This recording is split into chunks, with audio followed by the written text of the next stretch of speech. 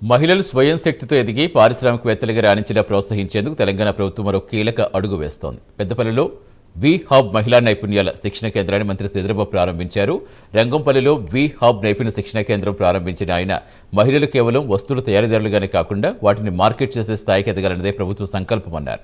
వస్తువులు తయారు చేయడమే కాకుండా వాటిని మార్కెట్లో ఎలా విక్రయించాలి, పోటీ ఎలా తట్టుకోవాలి అనే అంశాలపై మెలకువలు నేర్పిస్తారని మంత్రి తెలిపారు.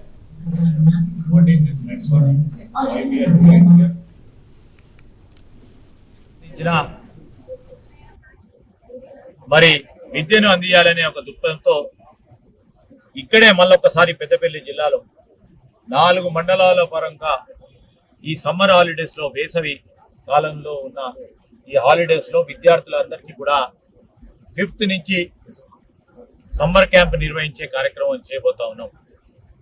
పెద్దపల్లి, సుల్తానాబాద్, రామగుండం, మంతని ఈ 4 మండలాలకు సంబంధించి మరి ఇక్కడ ఉన్న విద్యార్థులకు స్కూల్లో చదువుతున్న వారికి ఈ ఏఐకి సంబంధించిన ఎక్స్పోజర్ ఇవ్వాలని ఆ క్రమమైన కార్యక్రమాన్ని తీసుకెళ్లబోతా ఉన్నాం.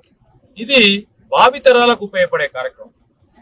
వెనువెంటనే ఫలితాలు ఇప్పుడు వచ్చినా, ఇంకో 10 రోజులకు వచ్చినా, సంవత్సరానికి వచ్చినా, 5 సంవత్సరాలకు వచ్చినా, 10 సంవత్సరాలకు వచ్చినా, ఇప్పుడు ఒక అడుగు ముందుకేస్తే 100 అడుగుల లక్ష్యం చేరుతాం కనుక ఒక అడుగు ముందే వేయకుండే చేయలేం కనుక ఒక అడుగు వేస్తా ఉన్నాం. ఖచ్చితంగా కష్టపడతాం, ఫలితాలు తీసుకొచ్చే ప్రయత్నం చేస్తాం. మరి విద్యను అందియాలనే ఒక దృక్పథంతో